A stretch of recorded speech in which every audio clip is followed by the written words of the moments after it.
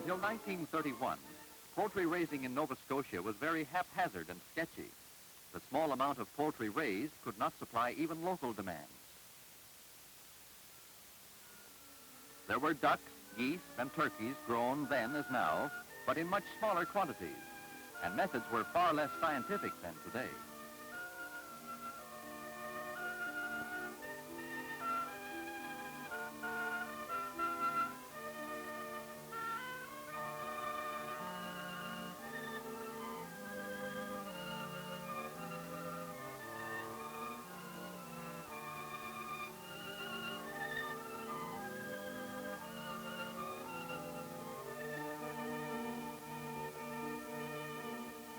Newcomb's farm is typical of many in Nova Scotia where farms are not large and mixed farming is practiced.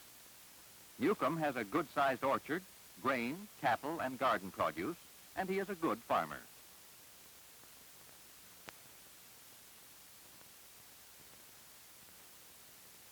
He raises chickens, too, but his chickens, like those on other farms, never paid off. Many died of pullorum disease. Many of the birds that did reach the markets were ungraded, and of such poor quality they could not bring good prices. Today, 1947, poultry is the farmer's feathered fortune, and this is the story of how it came about. The farmers and young people organized poultry clubs. They learned how to recognize poor quality in a bird, so they could cull them from their flocks. This one would never pay its way, let alone yield a profit. An agricultural field man shows the difference in physical appearance between the poor and good birds.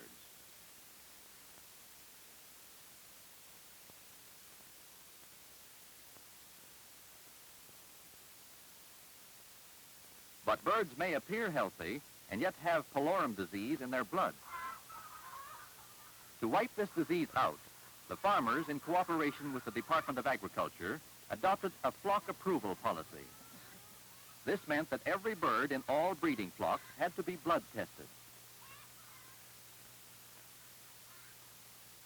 So the field man came to the farms to examine each bird for possible defects.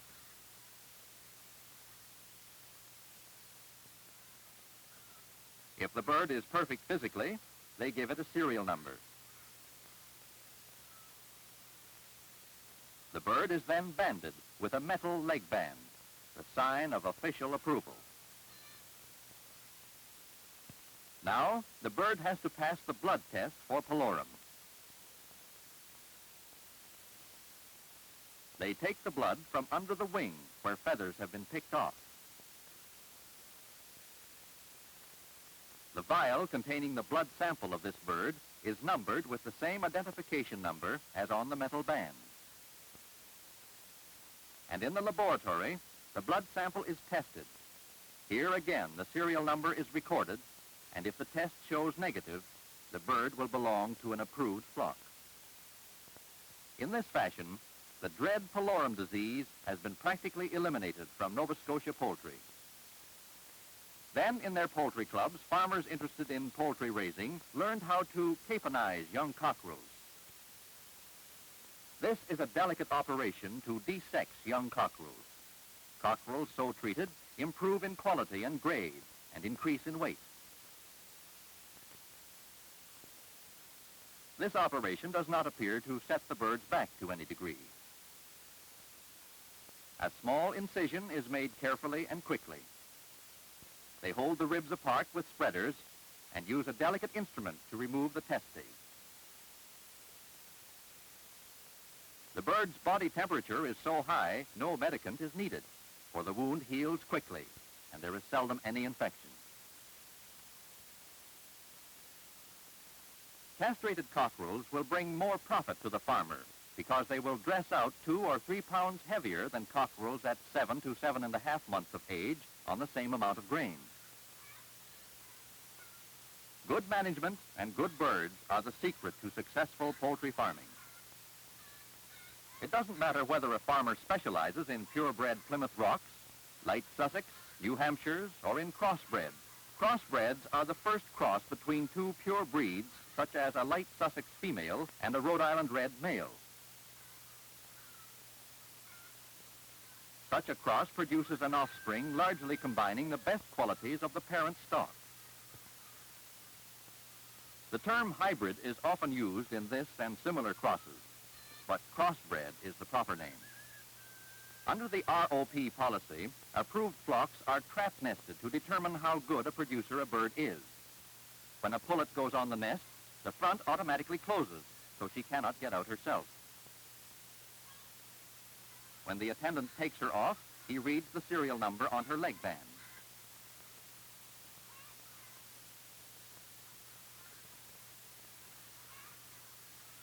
He writes the same number on the egg and keeps the record daily of the exact egg production of each bird. This is important because eggs from the approved flocks only and of the best layers are used for breeding purposes. Hatching eggs are graded and must be clean, of normal shape and shell texture, and must weigh at least 24 ounces per dozen in tray lots. They transfer the hatching eggs to incubator trays.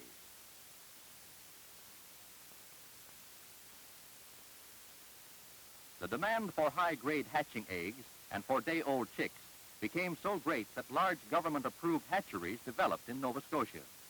The incubators in this modern hatchery hold more than 150,000 eggs. Inside, in this moist, hot air with temperature at 100 degrees, the eggs are left 18 days. During the hatching period, the eggs have to be turned to keep the yolk from settling and sticking to the side of the eggs. This is looked after in nature by the mother hen, but in modern incubators, the trays turn automatically at regular intervals.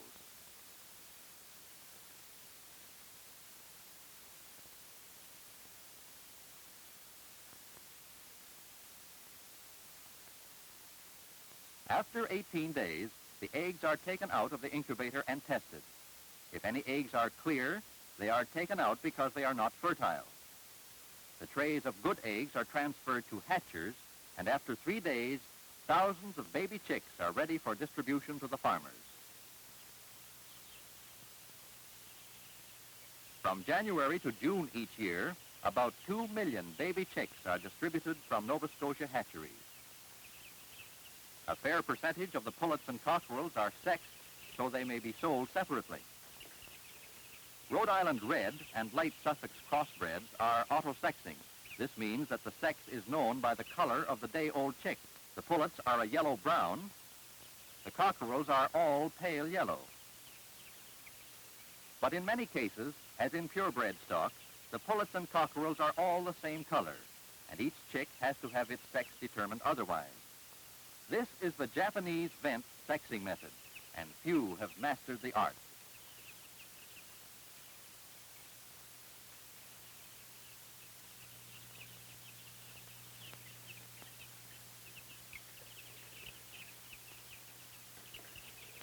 The sight sexing method can be used with Plymouth rocks, as markings on head indicate the sex. In these various ways, the poultry farmer gets what he orders: pullets, cockerels, or an assortment of pullets and cockerels.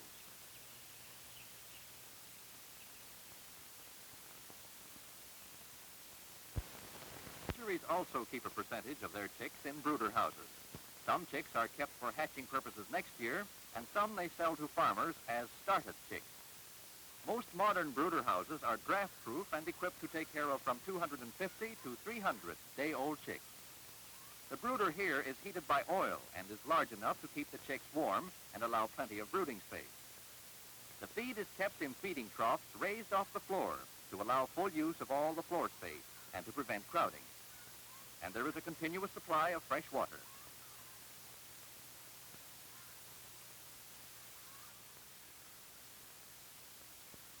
But the average farmer, like Newcomb, will probably have a smaller brooder house.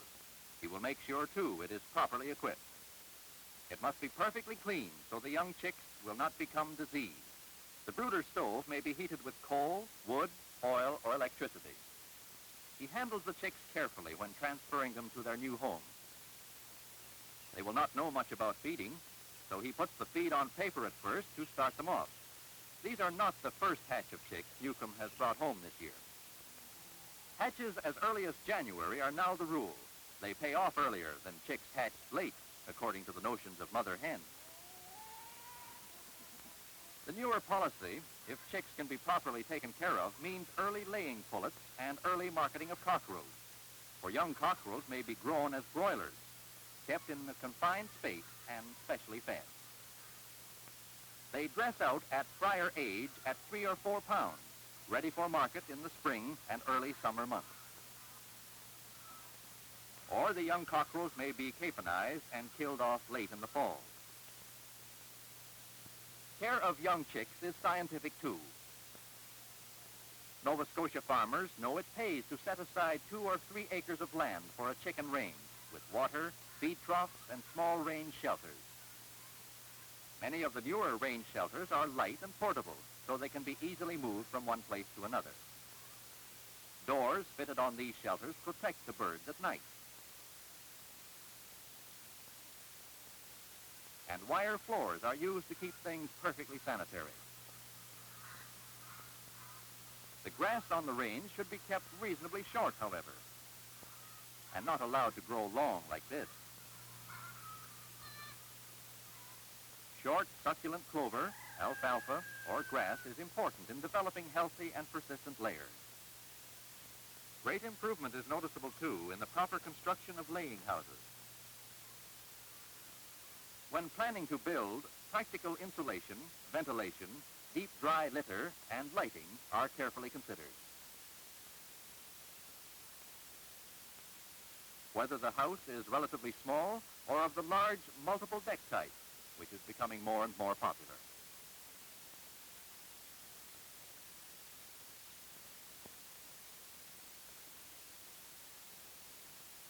Inside, they are kept clean and bright.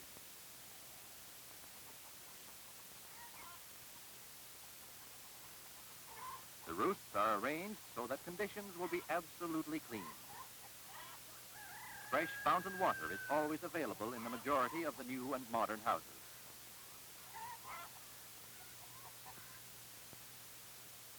On the wall is a container of grit and oyster shell. Laying mash is fed on commercial egg plants and breeding mash on breeding farms in the breeding season. Feeding troughs are always off the floor to allow maximum use of floor space.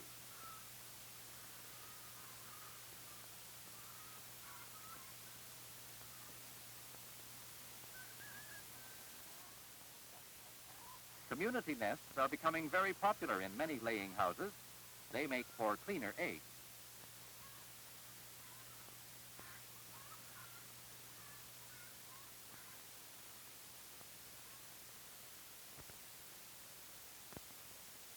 Not much attention used to be given to market eggs.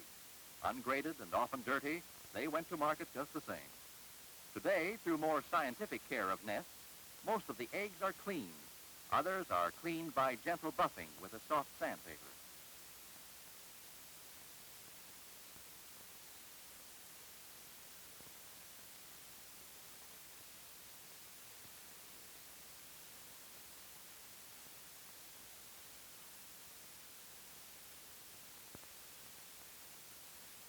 At registered egg grading stations, the eggs are candled and graded.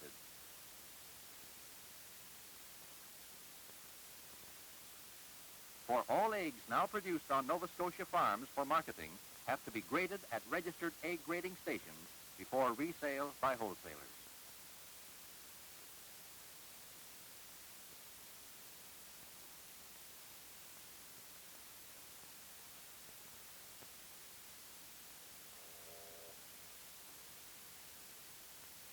Once, eggs were imported into Nova Scotia. Now, fresh shell eggs are being exported to Great Britain, Newfoundland, and British West Indies markets.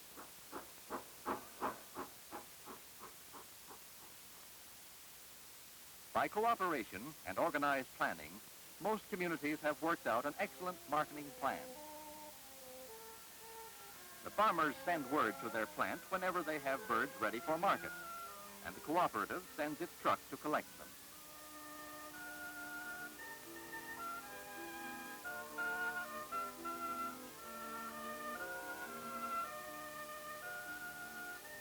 With the driver goes a man qualified to tell the farmer whether his poultry is in condition to get the best price. In the old days, marketing was haphazard. The quality was poor, and so were the returns. Now, each bird is carefully examined. If the birds are heavy and well-fleshed, they are taken away. The farmer has no worry either about the killing or the price his birds will bring.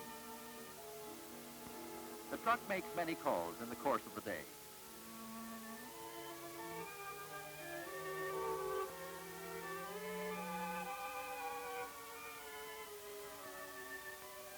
These birds are of good quality, but could stand a little more fattening. So they will remain on the farm a few days longer, and empty crates are left to be called for later when birds are ready.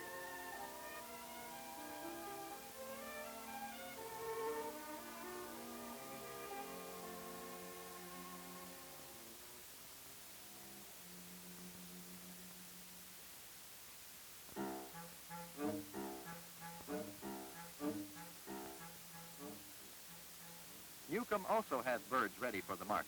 He no longer has to worry about poultry that will not pay its way.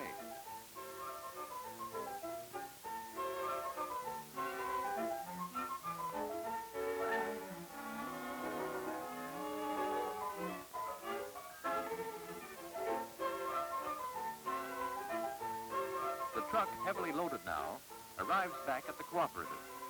A modern killing and processing plant, which uses continuous chain and automatic scalding and plucking equipment, speeds up the job and makes for greater uniformity. These birds cool down overnight in a temperature just above freezing and are ready for sorting, grading, and packing in about 12 hours. Today, 60% of Nova Scotia poultry is marketed through cooperatives. In 13 years, 75% of Nova Scotia dressed poultry has been raised to A grade due to the stress placed on proper finishing and processing.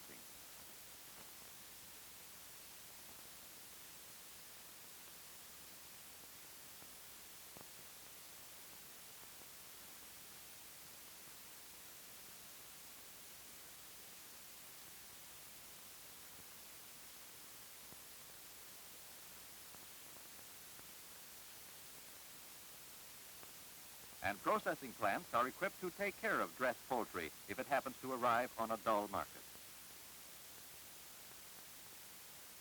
Considerable interest is also being shown in the raising of geese.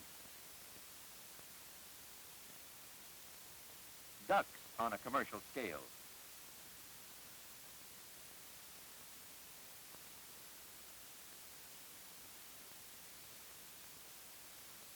And to a more marked degree, turkeys. Some are raised in confinement on porches, while others are transferred to the range after about 12 to 14 weeks on porches. Turkey raising has grown tremendously during the past 3 or 4 years.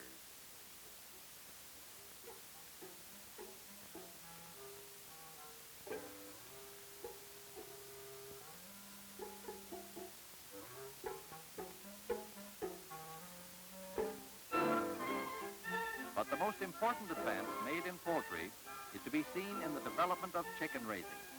The potentialities are great, and this industry promises to be a real feathered fortune in the agricultural economy of Nova Scotia.